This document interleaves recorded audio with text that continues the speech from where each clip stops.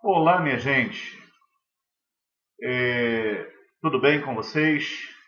É um privilégio muito grande, um prazer estar com vocês novamente, participando alguns encontros nosso pelo nosso debate, pelo nosso fórum e segunda vez participando desse encontro nessa data especial, dia 1º de maio, onde eu deixo meu abraço para o Dr. Aldair, que é o nosso representante em Rondônia, aí falando, anunciando e juntando pessoas interessadas na pesquisa e no conhecimento da ciência psicanalítica. E quero parabenizá-los mais uma vez como diretor da instituição, da nossa escola Fluminense de Psicanálise, por vocês realmente terem buscado esse conhecimento, conhecimento da psicanálise, pelo fato de realmente saber que pessoas que se envolvem e pessoas que têm o feeling psicanalítico, pessoas que realmente buscam o conhecimento da psicanálise, realmente passam a disponibilizar de uma contribuição sobremaneira, com muita excelência, realmente para a sociedade, para as pessoas e realmente para as pessoas que carecem e necessitam. Por isso eu quero parabenizá-los nessa data, nesse nosso segundo encontro, e dizer para vocês que ainda não pude estar aí por uma questão de compromisso, por uma questão de agenda, mas não vai faltar a oportunidade, com certeza, de estarmos juntos e termos a oportunidade de conhecê-los, cumprimentá-los e de conversarmos, com certeza, de forma mais aprofundada sobre a terapia psicanalítica, ok? Então, é um privilégio dar abertura nesse encontro, nesse segundo encontro promovido pelo nosso representante, Dr. Aldair, e dizer para vocês, todos vocês, sejam bem-vindos nesse nosso segundo encontro, ok? Então, nós vamos compartilhar e o que nós estivermos compartilhando, com certeza vocês poderão usar como ponto de apoio no que diz respeito ao conteúdo a ser discutido por vocês nesta oportunidade. E se de repente perdurar alguma dúvida, você poderá levar para o nosso debate, que acontece de 15 em 15 dias, onde nós estaremos, com certeza, tendo o privilégio, e um privilégio realmente muito grande, de estar procurando tirar as dúvidas, as possíveis dúvidas que de repente emergem e de repente aparecem, ok? Então, quando nós falamos em psicanálise, nós estamos falando sobre uma ciência, apesar de que nós não podemos, de maneira nenhuma, deixar de ouvir os contrários, porque na realidade muitas pessoas elas dizem que psicanálise não é uma ciência. Então, na minha forma de pensar, essa é uma discussão que leva a nada. Então, eu prefiro pensar desta forma, de que a psicanálise ela está dentro dos parâmetros científicos, porque ela procura dar uma resposta às patologias, neuroses, aos problemas, e tudo aquilo que busca uma resposta e apresenta uma resposta, então, com certeza, ela está no âmbito científico. Pode não estar no âmbito científico reconhecido ainda, mas está no âmbito científico no que diz respeito à forma encontrada para se justificar aquilo que é ciência e aquilo que não é ciência. Ok? Então, nós, na minha forma de ver, é uma ciência e uma ciência que trabalha o quê? uma ciência que trabalha a pesquisa da mente humana. Ok? Então, quando nós falamos em psicanálise, nós estamos falando sobre a mente humana. E a mente humana, só existem 3 áreas que são aptas para poder realmente estudar a mente humana. Nós temos a psiquiatria, em que estuda a parte anatômica. Eles estudam ali para poder analisar através dos exames e através dos ansiolíticos, através dos medicamentos, produzir situações letárgicos não curativos, que se diga de passagem, porém necessários a um quadro de esquizofrenia, de psicose, a um quadro de transtorno bipolar, a um quadro, N quadros que aparecem. Então, a psiquiatria ela tem esse objetivo, ok, de estar buscando através do conhecimento e através da química, através dos fármacos, está exatamente trabalhando nessa questão. Então, a psicanálise ela tem uma visão multidisciplinar. O que eu quero dizer com isso para você? Você que está estudando psicanálise.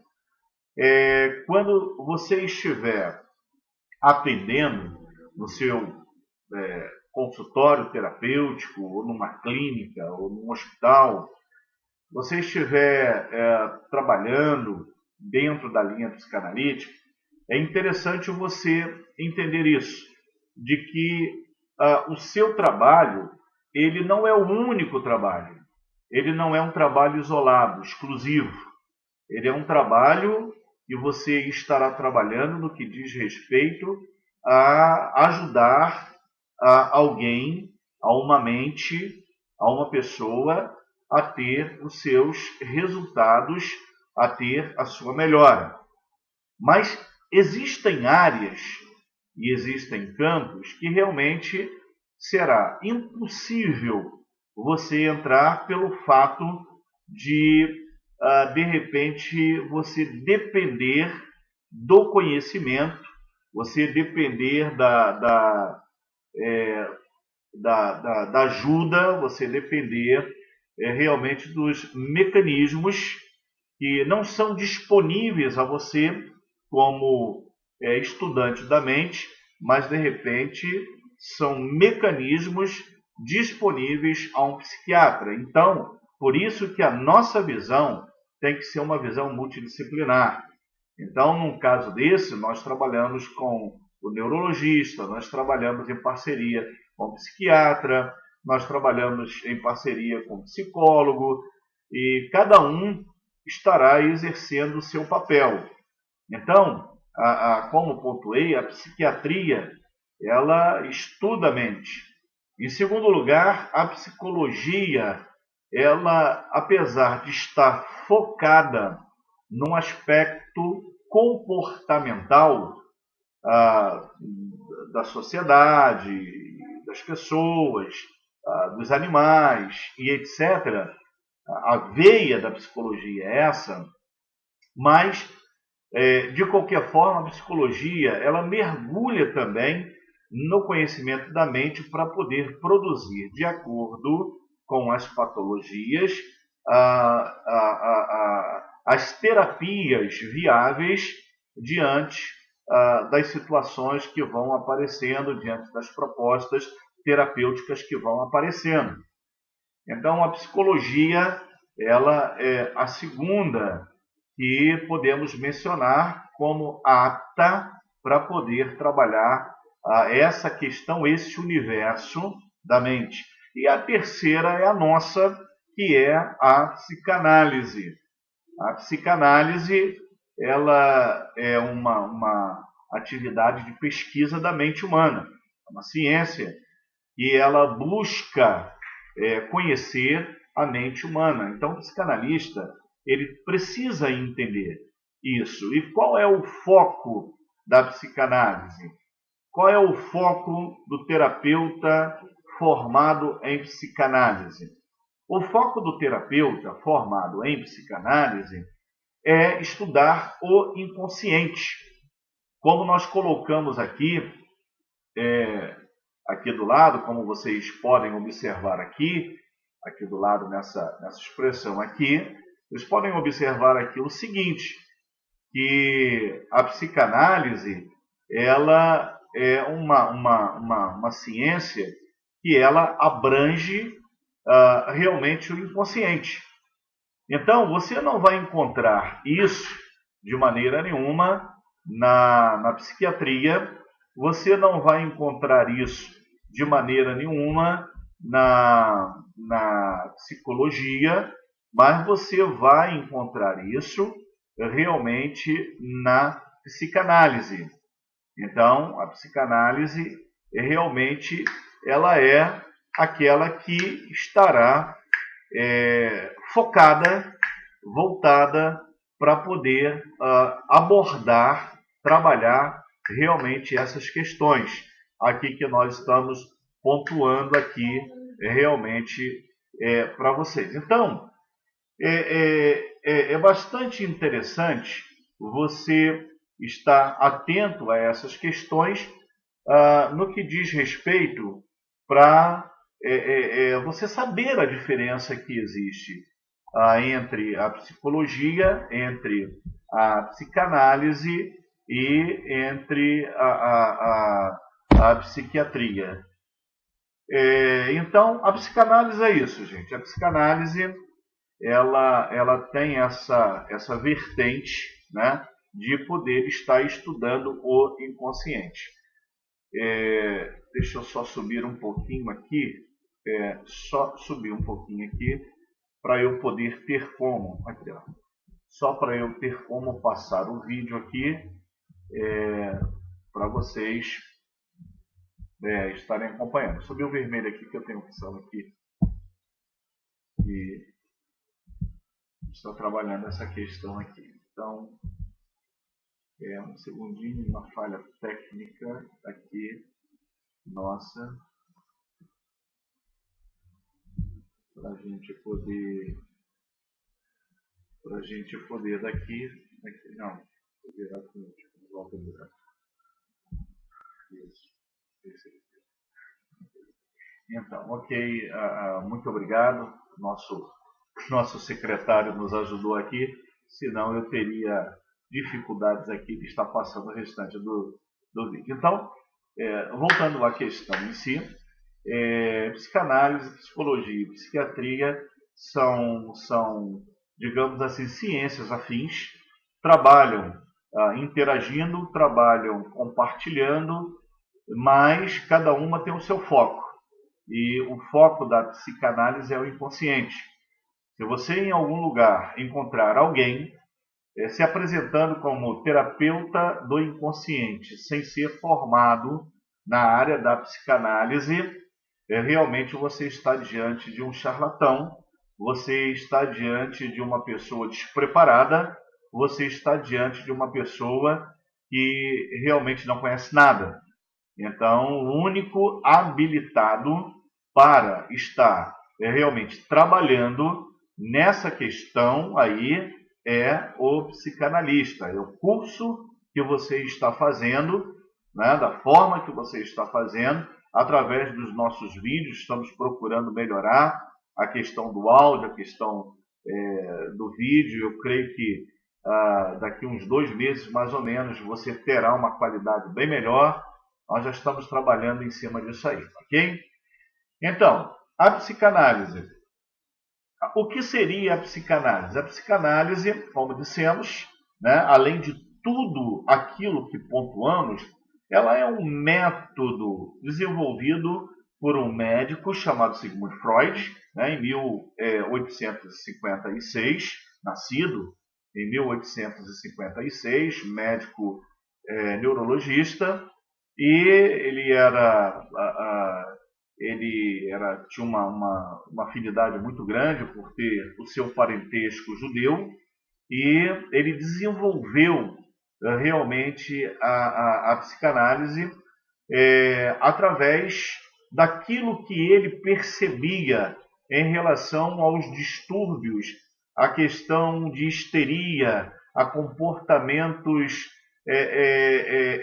que vinham acontecendo, e ele, juntamente com Brauer, juntamente com Charcot, fazendo algumas pesquisas ali a respeito daquele tipo de comportamento ou dos comportamentos, ele então começa a entender de que realmente aquilo que ele estava imaginando como psicanálise ou investigação do inconsciente fazia sentido.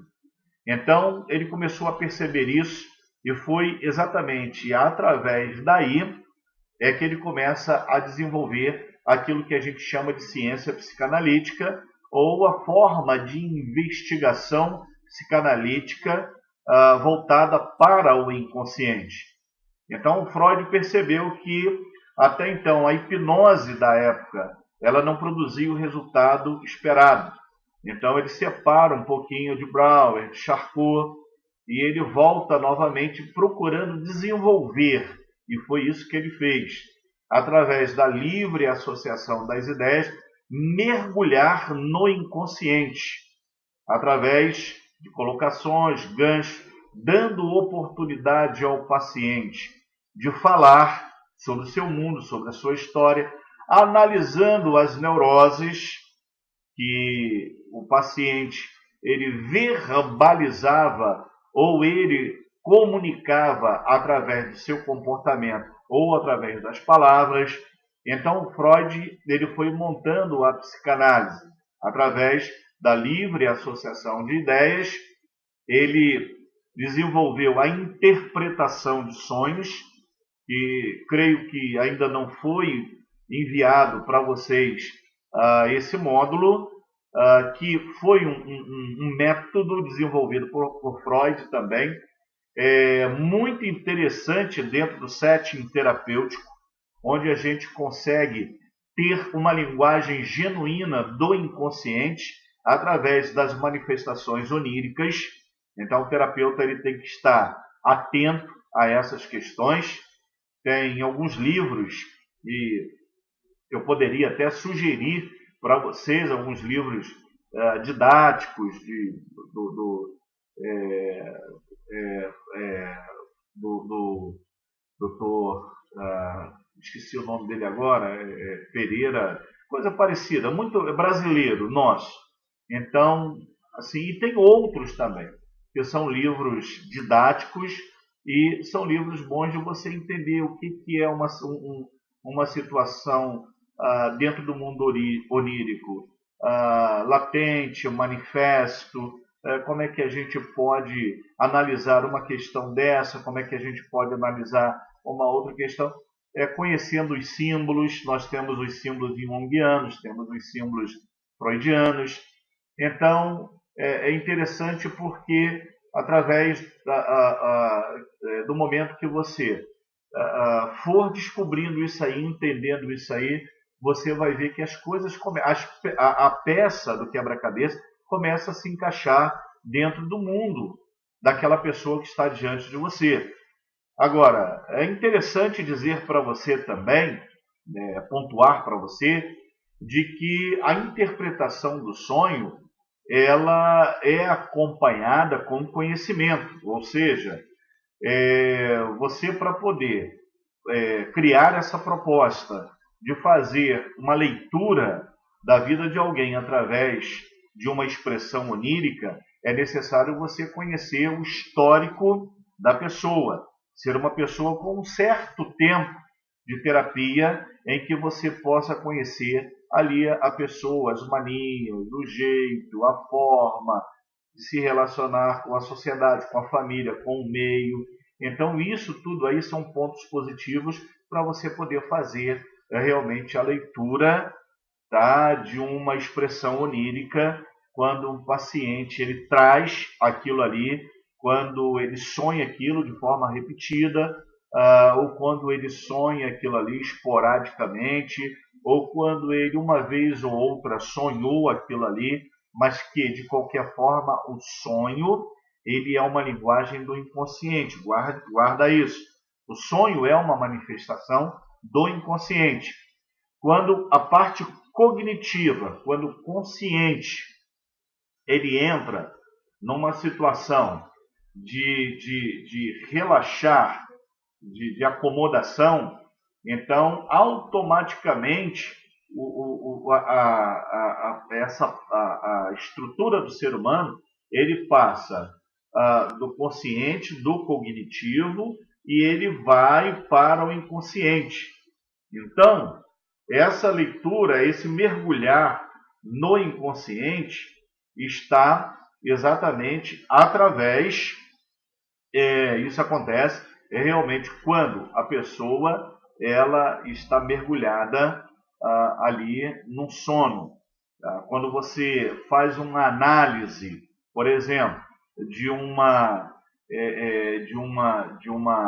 do sono, daquilo que a gente chama de sono REM, então você vai ver ali como é que funciona a questão.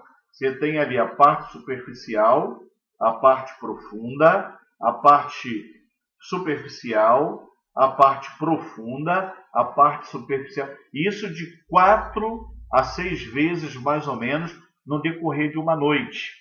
Ok? Então, a parte superficial do sono REM é uma parte muito, digamos assim, frágil, em que há uma fragilidade muito grande de se acordar. E se nesse momento acontecer alguma coisa, a pessoa acorda.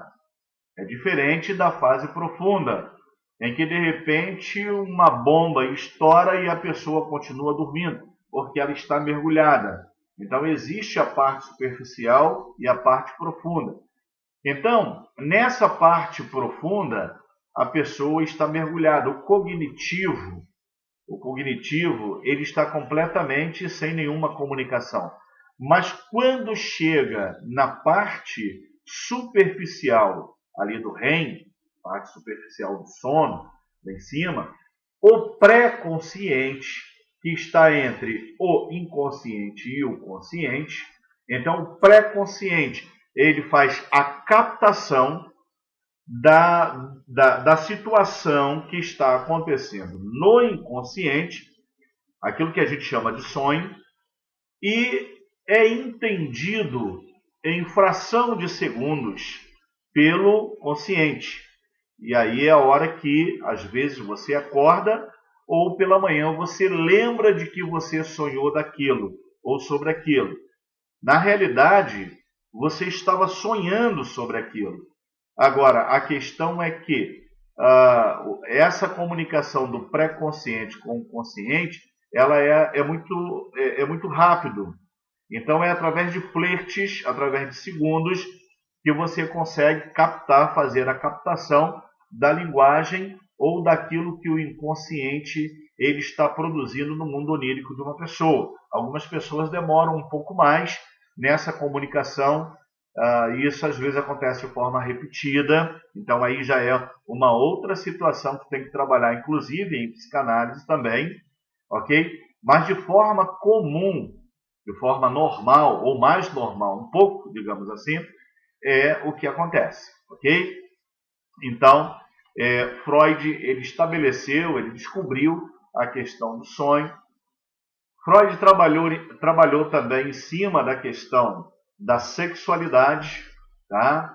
E vamos desmistificar aqui o termo sexualidade, ok? Porque Freud, quando fala sobre sexualidade, ele não está falando sobre sexo, ok?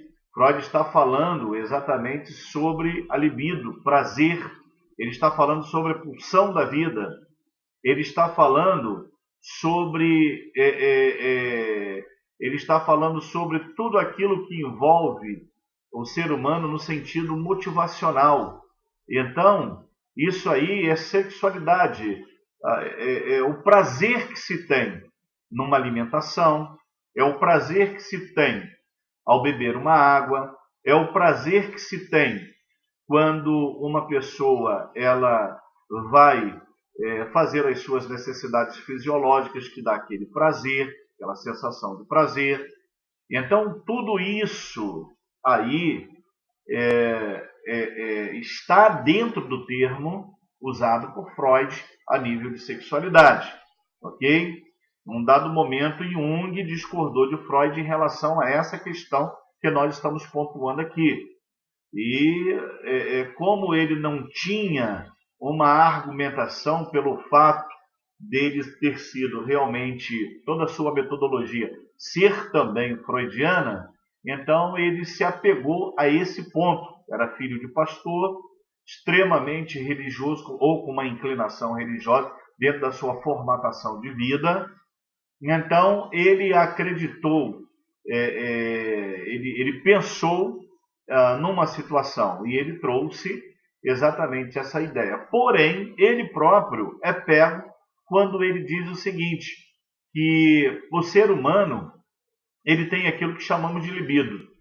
E o que é libido? A libido é uma força vital, uma energia vital que todo ser humano tem dentro dele.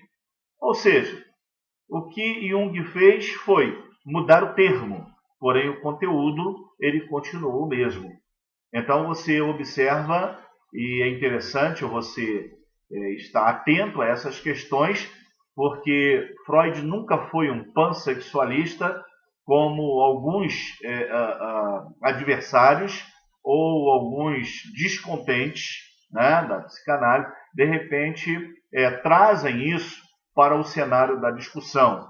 Então isso não existe, nunca existiu e nunca foi de maneira nenhuma o interesse de Freud a pontuar isso dessa forma. Além disso, Freud também descobriu as questões erógenas ou as questões, digamos assim, da evolução sexual, tá? Da sexualidade, desde o nascimento até a idade madura. E, mais uma vez, essa descoberta da fase oral, fase anal, fase fálica, período de latência, puberdade e depois da maturidade sexual, tudo isso foram fases de evolução que todo ser humano passa. Então, uma vez passando por isso, aí Freud foi capaz de descobrir e pontuar e trazer ao conhecimento realmente de todas as pessoas essas fases, essas etapas, ok? Inclusive a pedagogia, inclusive os estudantes, inclusive os pesquisadores da linguagem, da literatura, do conhecimento, todos eles têm uma inclinação buscando na origem ou na psicanálise o conhecimento das fases para poder explicar as suas teorias no que diz respeito à evolução do ser humano no sentido da aprendizagem. É por isso que nós temos muitos teóricos e você pode observar que 99% dos teóricos eles têm uma inclinação, eles buscam, eles vão à fonte, realmente buscando esse conhecimento para poder justificar o comportamento de uma criança no que diz respeito à aprendizagem. Então, Freud, ele realmente, dentro da evolução terapêutica, psicanalítica, ele é uma pessoa incomparável. É uma pessoa que descobriu algo que ninguém estava naquela época realmente em condições. A medicina, inclusive, isso foi dito por um médico na hora de morrer. O presidente da Associação dos Médicos daquela época, perto de morrer, chamou Freud e disse para Freud o seguinte: meu filho, você está no caminho certo. O problema todo é que a gente não pode aderir a esse tipo de pensamento porque a medicina não está preparada para isso. Então, isso foram palavras realmente de um médico que conseguiu ver na psicanálise tudo aquilo que Freud conseguiu elaborar como a ciência do inconsciente, ok? Então, dentro da estrutura da psicanálise, dentro da estrutura da mente, nós estudamos o inconsciente. Nós temos o pré-consciente e nós temos o consciente. Então, o consciente é o nosso aparelho psíquico do aqui e do agora. É o que vai trabalhando, muito pequeno ele. E ele é importante, apesar de pequeno, ele é importante. Porque numa análise terapêutica, é exatamente ele que vai dar o feedback para o inconsciente, para poder extrair do inconsciente os recalques, as neuroses, as histerias. Então, é a parte cognitiva. É por isso que o psicanalista e o psicólogo, eles não têm como fazer terapia de correção na estrutura de um esquizofrênico ou de um psicótico. Por quê? Porque o retorno que, de repente, uma mente dessa natureza ela deveria dar, ela não dá pela sua fragilidade, pela sua impossibilidade. Agora, isso não quer dizer também que você jamais poderá ajudar uma pessoa. Não, você pode ajudar. Eu tenho alguns pacientes que são desse quadro, psicóticos, esquizofrênicos, e o trabalho que a gente faz, minha gente, é um trabalho de apoio, é um trabalho de ajuda, é um trabalho de adaptação social. É um trabalho em que devagar a pessoa ela vai corrigindo alguns pontos da sua vida, mas não há realmente, digamos assim, algo que possa dizer que através da psicanálise, da psiquiatria ou outra ciência qualquer, trará a cura desse quadro. Não há, infelizmente, realmente não há.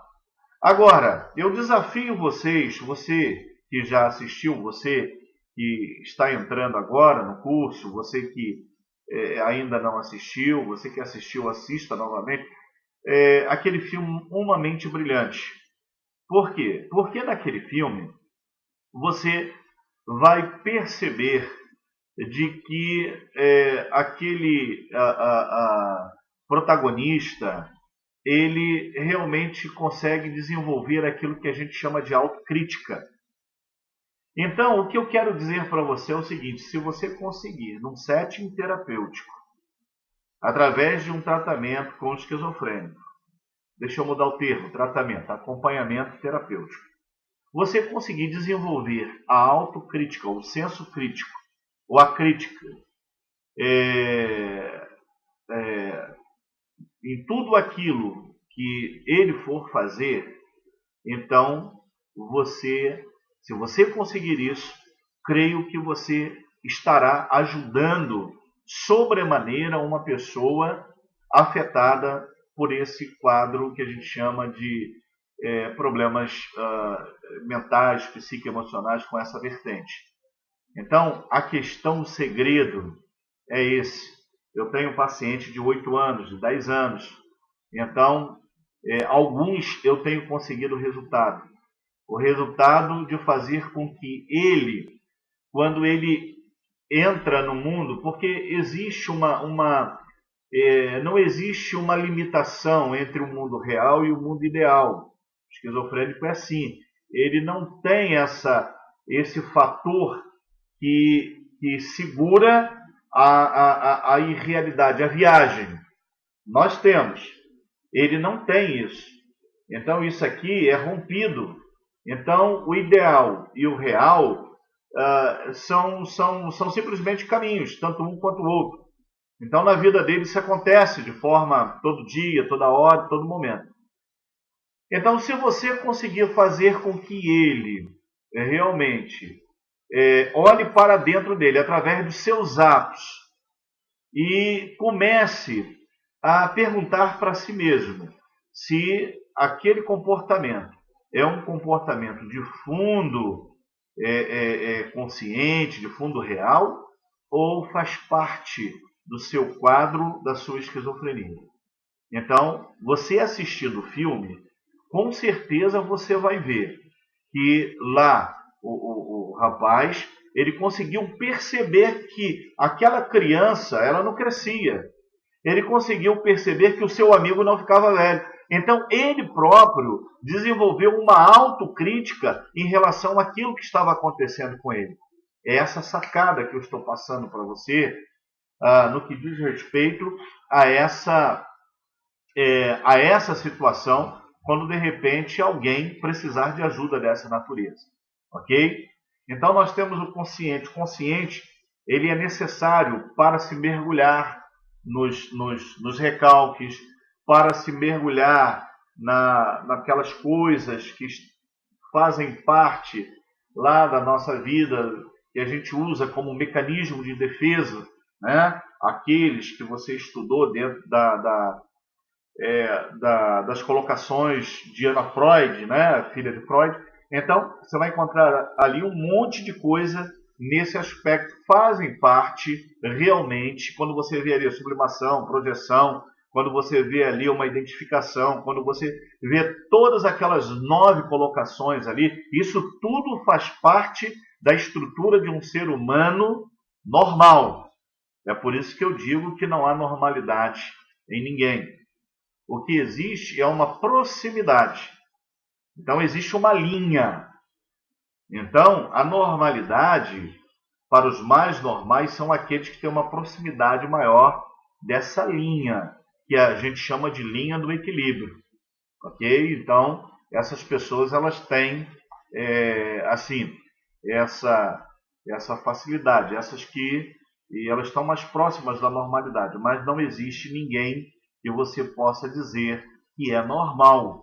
Então já é importante você saber disso como aluno, que você não é normal. Ok? Você, quando estuda psicanálise, você começa a ter diante de você realmente um material a ser trabalhado, que é o seu mesmo. O seu primeiro paciente é você. Então você é o seu primeiro candidato. Você é aquele que olha para dentro de você e você encontra ali as neuroses, as histerias, as dificuldades. E você aprende com as terapias, com as técnicas e etc. Você vai aplicando as terapias a você. Então, a gente chama isso aí de autossugestão, a gente chama isso aí de produção de reparo, tanta coisa que a gente pode dar o nome a isso aí, que são benefícios que você pode trazer para você próprio, ok? Então, consciente. Pré-consciente, a função dele, do pré-consciente ego, é a mesma. O pré-consciente é o intermediário, é aquele que liga o inconsciente do consciente.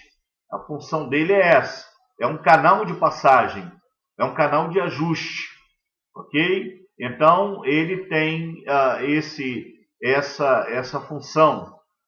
Refere-se ao sistema onde permanecem aqueles conteúdos acessíveis à consciência. Ok? Então, ele é aquele da comunicação. É aquilo que não está na consciência neste momento. E no momento seguinte pode estar. Então, é o canal de comunicação. Ok? Ele não tem uma função de arquivo, mas ele tem uma função importantíssima. Senão, todo mundo, os seres humanos, eles viveriam em 2 mundos. Viveriam numa bipolaridade. Ok? Viveria no mundo do inconsciente e do consciente, sem ter esse ajuste dos dois, que é o ajuste produzido por aquilo que a gente chama de pré-consciente. E o inconsciente, ele exprime exatamente o conjunto dos conteúdos não presentes no campo atual da consciência. Ok? Então, o inconsciente são os arquivos, são as memórias que estão ali arquivadas. Desde o período que você esteve no ventre da sua mãe, através da impressão, imprimido, igual uma máquina Xerox. Então, existe ali uma impressão via mãe, a partir do momento que a parte neurológica, principalmente do cérebro, ela já tem a sua parte nervosa e ela já começa a conceber via mãe o mundo externo. Então, quando ela nasce, ela já nasce com uma impressão, ela já nasce com alguns códigos da vida, ok? E é bom colocar isso para você, de que realmente o ser humano ele capta o mundo externo, e essa captação do mundo externo vai tudo para o nosso inconsciente, fica tudo registrado. E são esses registros que o psicanalista, digamos, afetado por uma situação psicoemocional, uma briga familiar, uma traição, uma separação, uma acusação. Então, são coisas que ficam registradas, elas estão registradas e estão marcadas. Então, o terapeuta, ele mergulha para poder desfazer o feito. Então, ele tem que chegar ao problema. E, às vezes, o problema é tão claro como esses que eu estou pontuando para você. Mas, às vezes, o problema ele não é tão claro como esses que eu estou pontuando para você. E aí você tem que realmente procurar ser um bom profissional para que você realmente possa fazer a leitura daquele material que está diante de você. E a leitura que você vai fazer é a leitura verbal e não verbal, comportamental. Não esqueça de que a leitura não verbal, ela é mais verdadeira, ela tem mais expressão, mais conteúdo do que as próprias palavras de alguém. Então você vai analisar pelo ato falho, por aquilo que disse, mas não queria dizer, através do gesto, do comportamento, através daquilo que você perceber, você estará, de uma certa forma, entendendo, dentro do set, ou dentro do conteúdo analisado. A análise, ela conta com essas participações que nós estamos pontuando para você. E o mundo externo, como eu estava pontuando, ele se baseia, a captação dele é pelos 5 sentidos. Visão, audição, tato, sinestésio, olfato e gustação. Então, todo ser humano capta e registra por esses 5 sentidos. Ok? Então, o mundo daquele que está diante de você é um mundo de captação.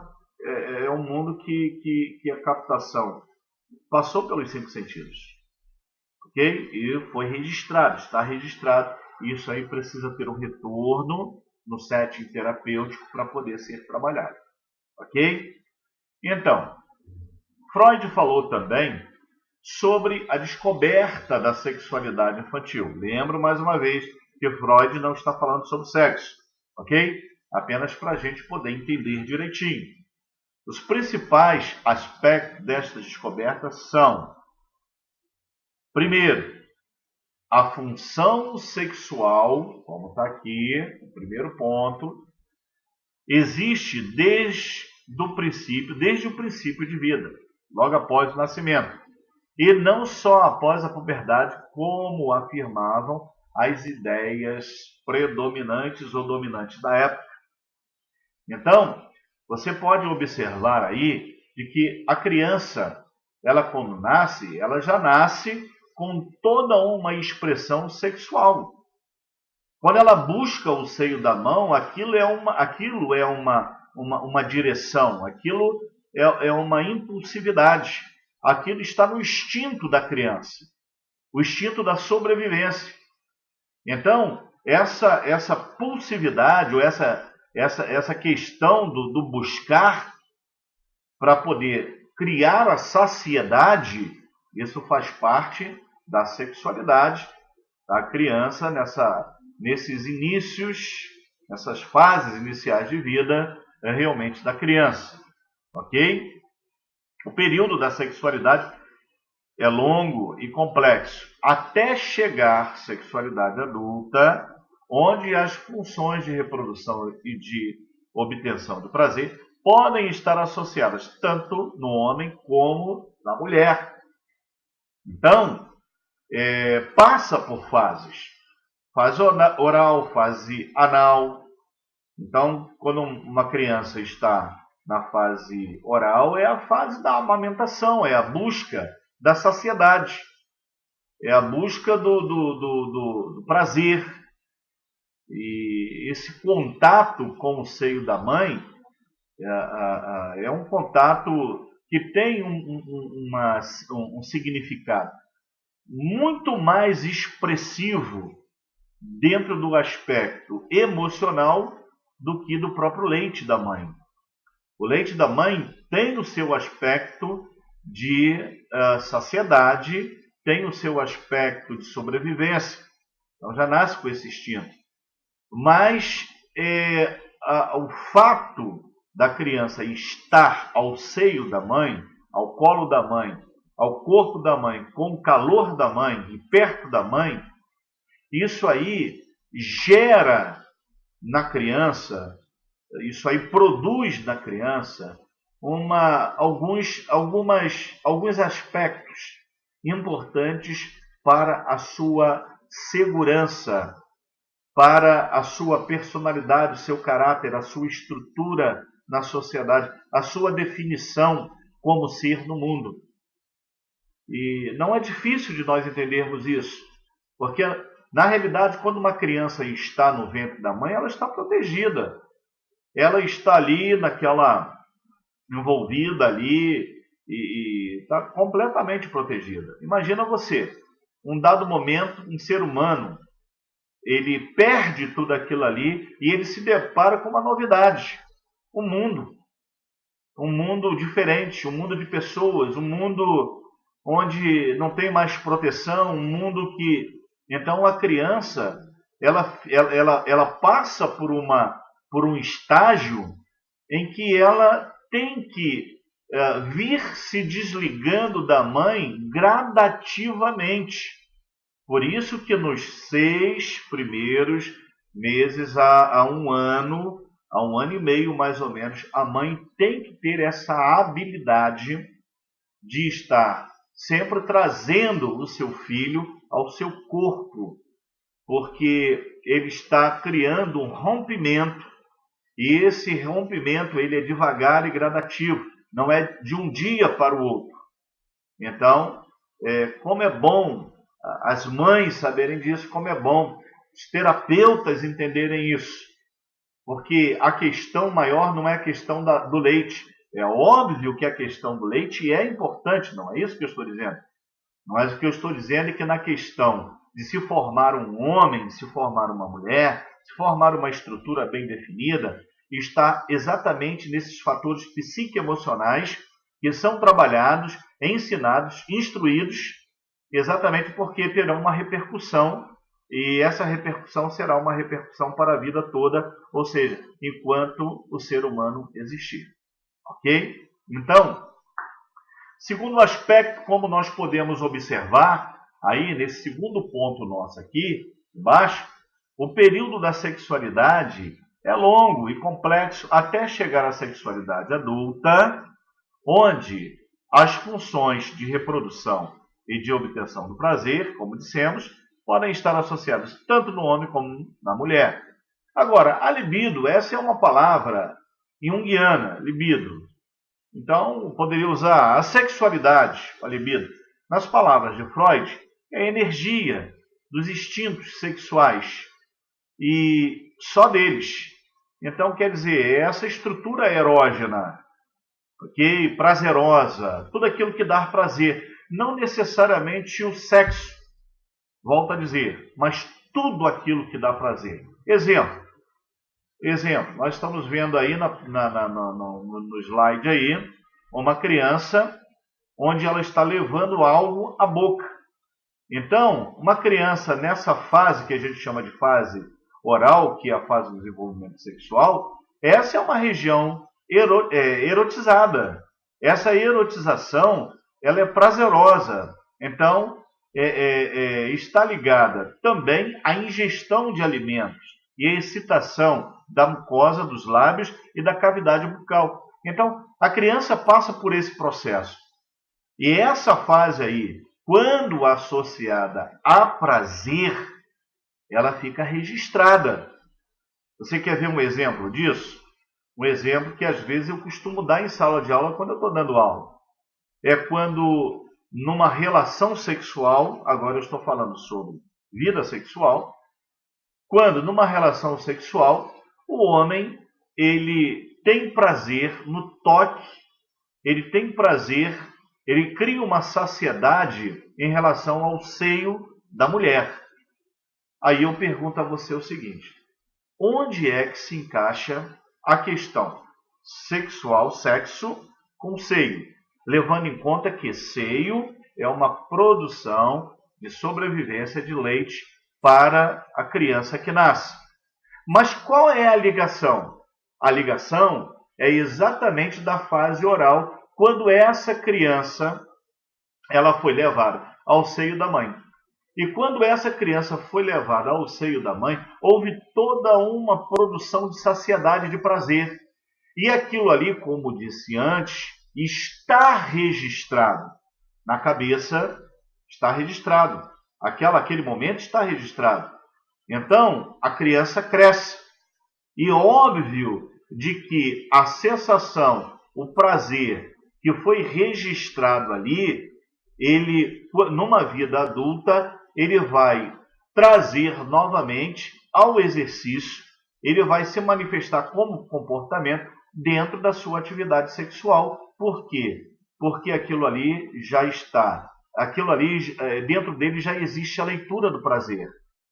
Então, ele simplesmente consegue acionar, ele desarquiva algo que foi arquivado na sua fase oral, em que ele levava tudo aquilo na boca e era algo de prazer, e entre essas coisas, obviamente, o seio da mãe, que depois foi substituído pelo seio da esposa, ok? Então, nós temos aí a fase oral, nós temos a fase anal. 2 a 4 anos são proximidades. Isso aqui que nós estamos pontuando aqui não quer dizer que seja aqui uma matemática exata, não é isso.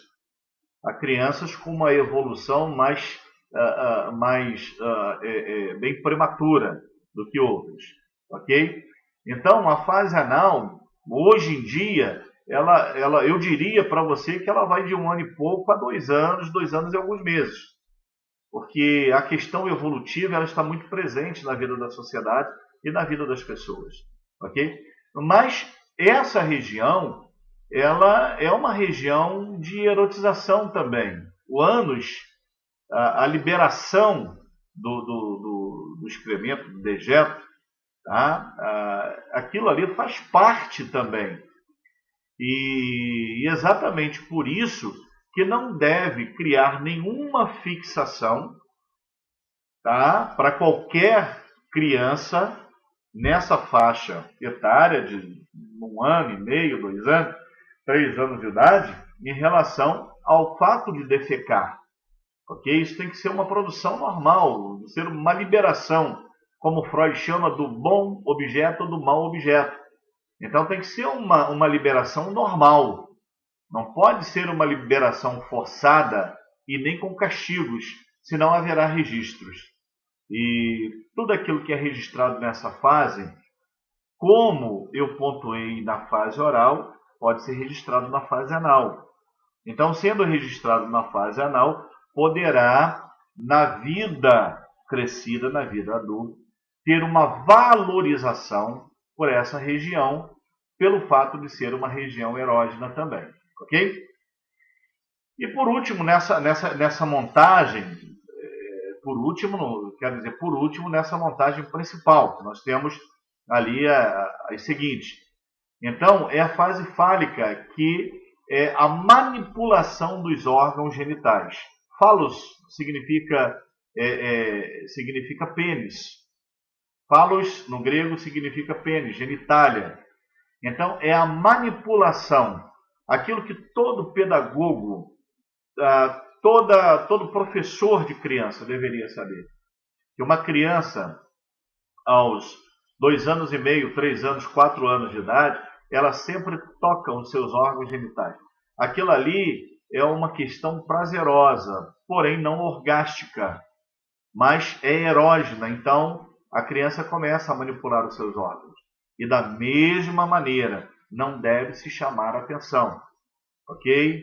A mãe, o pai, os avós, eles precisam desviar a atenção da pessoa, da criança, para uma outra coisa.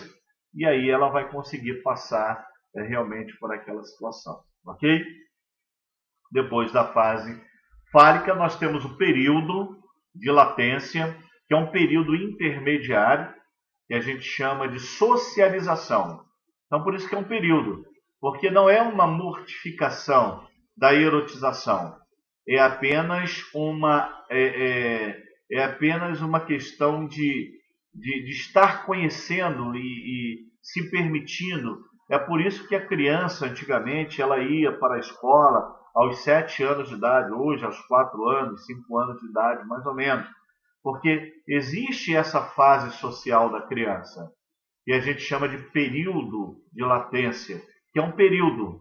Então, ela é como se a criança diminuísse um pouco para poder dar vazão a todo um conjunto de valores de relacionamento, de relação do outro, onde a menina começa a olhar no short do garotinho para ver que tem lá um pênis, por que é diferente.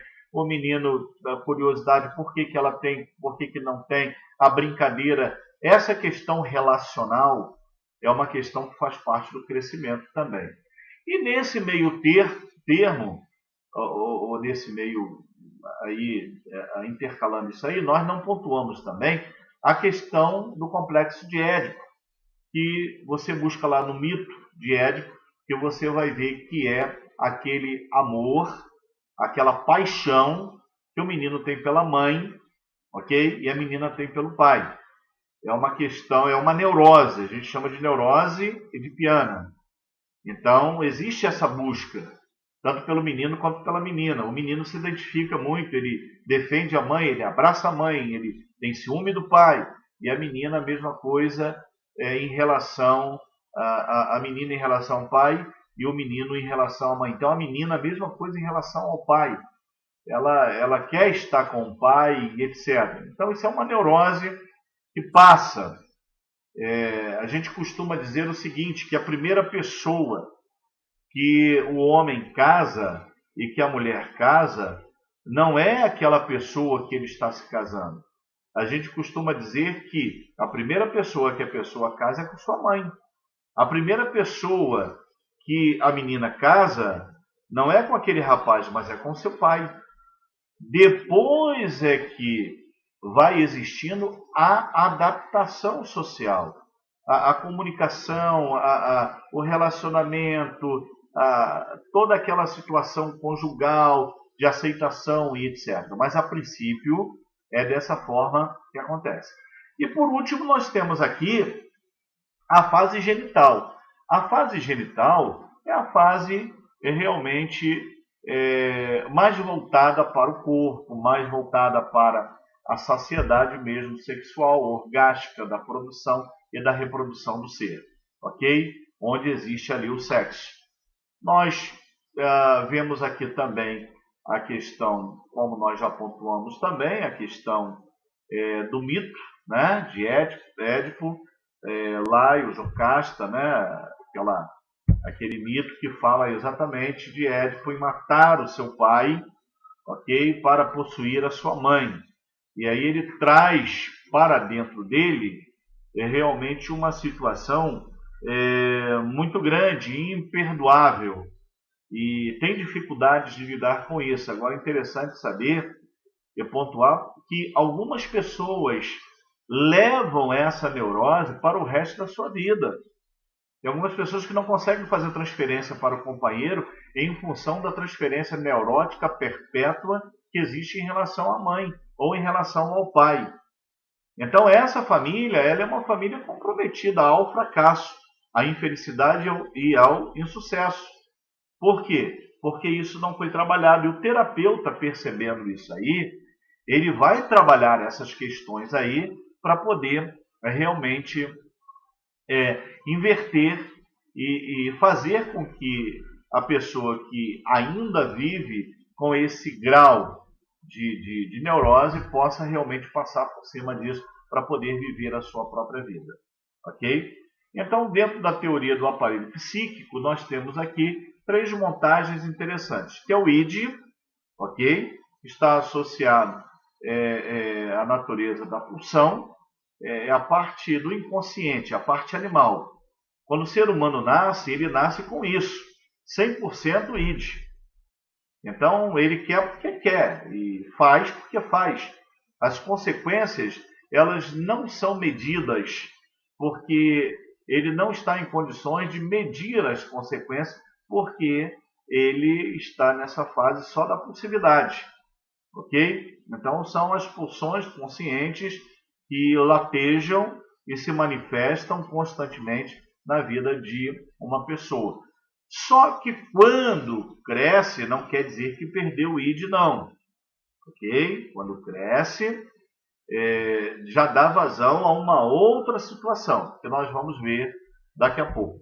Ok? Então, além do id, nós podemos observar também aquilo que a gente chama de ego. O que é o ego?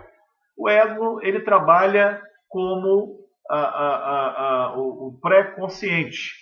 Você está lembrado do inconsciente, do consciente e do pré-consciente, o canal de ligação? Pois bem, o ego, ele tem essa função, porém numa linguagem agora um pouco diferente, porém a funcionalidade, a forma de se explicar é o mesmo. Ele é o ajustador, ele é o equilíbrio, ele é aquele que vai fazer com que a impulsividade que não se perde, ele possa ser ajustável ao superego. Então, o ego conciliador, conseguindo fazer isso, ele vai dar uma produção de saciedade sem necessariamente a sensação de culpa ou a penalidade por ter cometido algo errado. Ok? Então, você pode observar que todas as pessoas têm também essa situação. E o superego é o conteúdo do superego refere-se às exigências sociais. Quando a gente fala sobre o superego, nós estamos falando, vejam bem, sobre a questão da família, nós estamos falando sobre a religião, nós estamos falando sobre a sociedade, nós estamos falando sobre os pais, nós estamos falando sobre o meio, nós estamos falando sobre tudo aquilo que gerou ou tudo aquilo que gera no ser humano valores. E esses valores são adquiridos. A criança, ela nasce 100% com a impulsividade, com o id. Só que ela vem adquirindo ao longo do seu crescimento, 1 ano, 2 anos, 3 anos, 4 anos, 5 anos, 6 anos, ela vem adquirindo a montagem do superego. O superego é conflitante com o id, porque há muita coisa que o id quer fazer que o superego ele reprime, ele reprova, ele não deixa. Então, os dois estão sempre em conflito, um querendo realizar e o outro mostrando as consequências, mostrando que não pode, mostrando de que isso vai trazer problemas.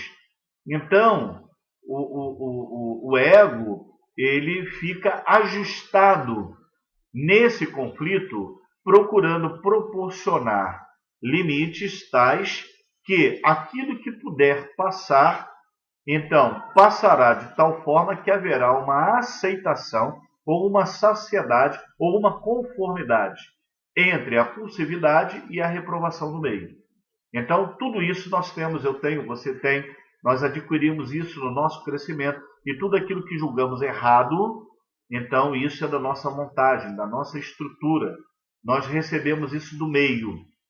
Então, a partir do momento que nós recebemos isso do meio, então automaticamente nós desenvolvemos também algo em que serve para controlar a minha impulsividade.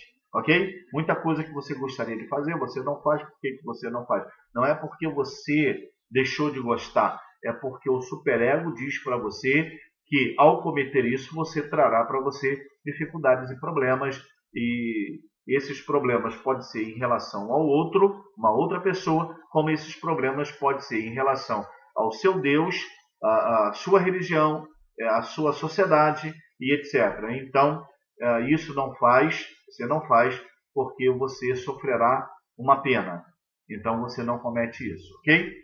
Então, como eu disse, o mecanismo de defesa, nós podemos observar aqui, ok? O mecanismo de defesa, que as estratégias inconscientes que a pessoa usa para reduzir a tensão e a ansiedade, fruto dos conflitos entre o id, o ego e o superego.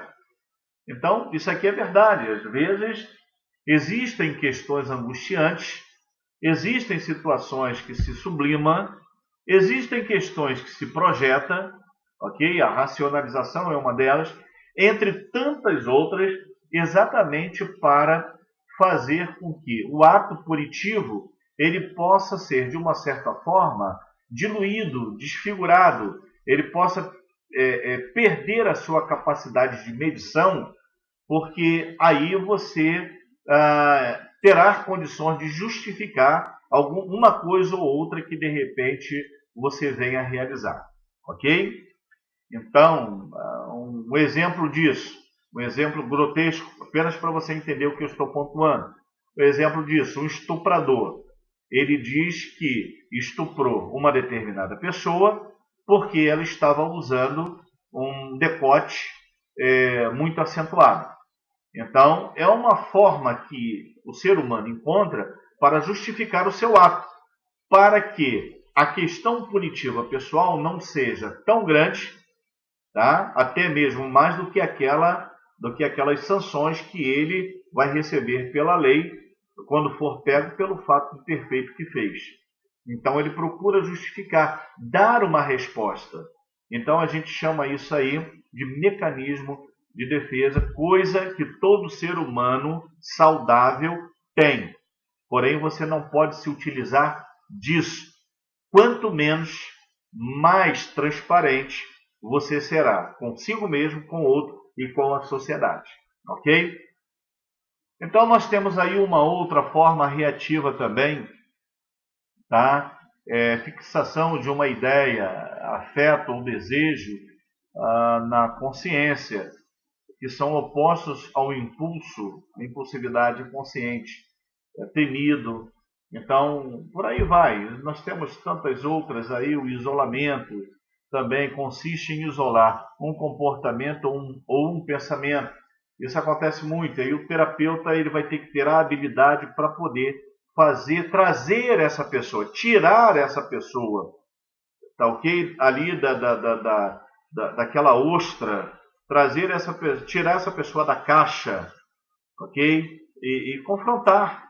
Então, quando ocorre isso, então a pessoa ela consegue disponibilizar o material de acompanhamento, de tratamento, porque ela pode sofrer por uma coisa que de repente isso nunca foi confrontado.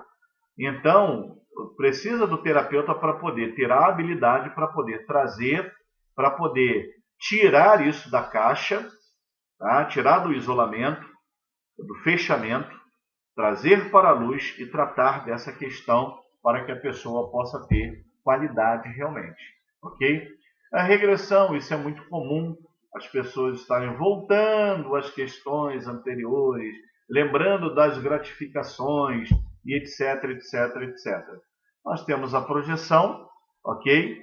Que são, geralmente, se projeta a outra pessoa um déficit, ok? Então, isso é muito comum no relacionamento, nas pessoas que se conhecem, de dizer que o outro fez ou que o outro é assim. Quando, na realidade, o que está acontecendo é que a pessoa está fazendo uma projeção daquilo que ela é. Que, na realidade, o outro, talvez, não seja daquela forma. Mas é muito mais fácil para se aliviar uma situação, fazer uma projeção. Ok? Então, se cria uma projeção dessa natureza, entendeu? E muitas pessoas têm esse tipo realmente de comportamento. Ok? Tem uma outra que nós não colocamos aqui, o deslocamento também, entre outras. Ok? O deslocamento já é um comportamento em que se desfoca. Então, ao invés de você agredir aquele que te fez mal, você agride a um cachorro, ou agride a uma outra pessoa, um filho.